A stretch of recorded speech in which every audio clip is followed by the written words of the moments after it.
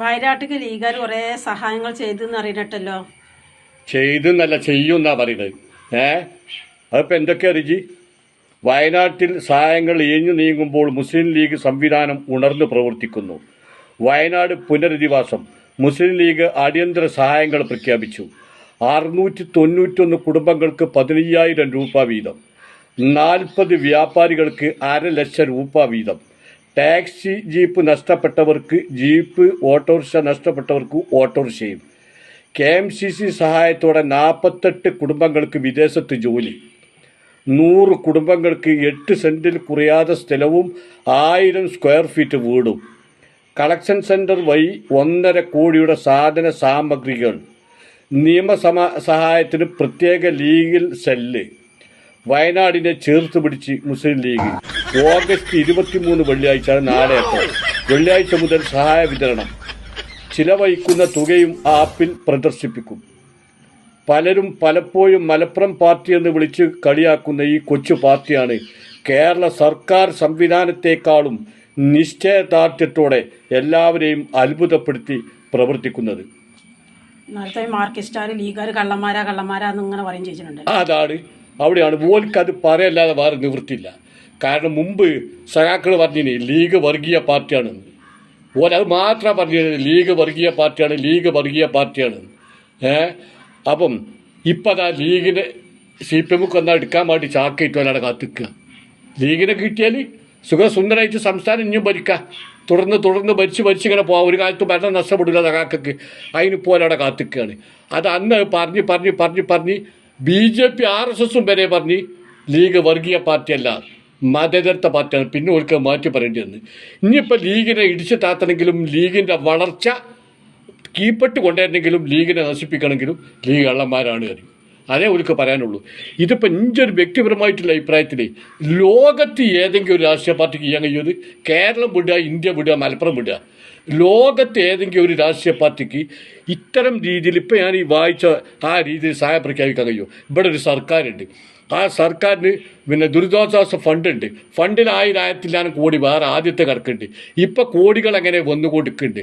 പിന്നെ കേന്ദ്രത്തിൻ്റെ ഫണ്ട് വേറെ. ഇതൊക്കെ ഉണ്ടായിട്ടും അവിടുത്തെ ജനങ്ങൾ ബുദ്ധിമുട്ടുക, മരുന്ന് വാങ്ങാൻ, ചായ കുടിക്കാൻ, നിത്യ ചെലവിന്, മൊബൈൽ റീചാർജ് ചെയ്യാൻ ഇതൊക്കെ കൊടുക്കുന്നു. TVൻ്റെ മുന്നിൽ വന്ന് നിന്നാണ്ട് മുഖ്യമന്ത്രി ഇങ്ങനെ പറയാന്നല്ലാതെ ആർക്കും ഒന്നും കിട്ടണില്ല.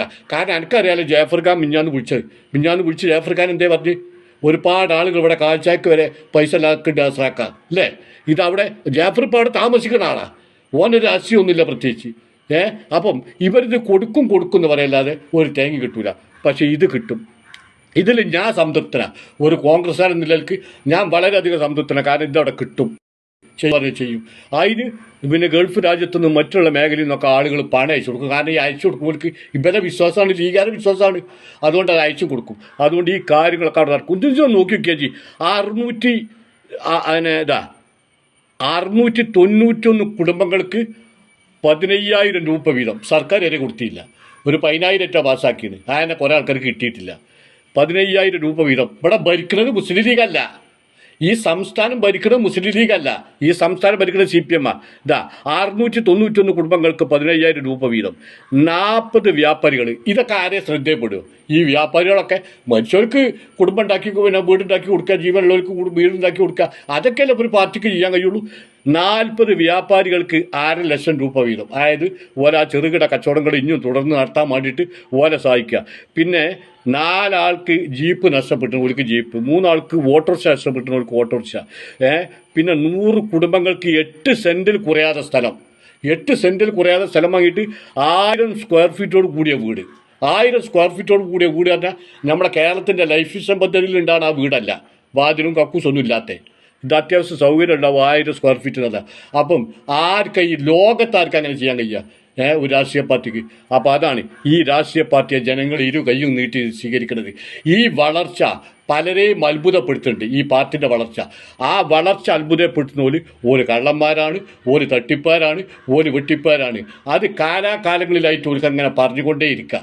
പക്ഷെ പറയുന്നത് ജനം ഏറ്റെടുക്കുന്നില്ല എന്നുള്ളതിൻ്റെ തെളിവാണ് കഴിഞ്ഞ ലോകസഭാ ഇലക്ഷനിൽ വെറും 60% താഴെ പോളിംഗ് ഉണ്ടായിട്ടും 3.25 ലക്ഷത്തിന് ഇ ടി മുഹമ്മദ് ബഷീറും 2.25 ലക്ഷത്തിന് അബ്ദുൽ സമദ് സമദാനി ജയിച്ചത്. അപ്പം ലീഗ് തളരൂല. കാരണം ഈ ജാതി നന്മകളാണ്. ഇത് രാഷ്ട്രീയ നേട്ടത്തിനോ രാഷ്ട്രീയ പാർട്ടി വളർത്താനോ എന്നതിലിപ്പുറത്തേക്ക് ഒരു കാരുണ്യ പദ്ധതി കൂടി ലീഗിൻ്റെ മനസ്സിലുണ്ട്.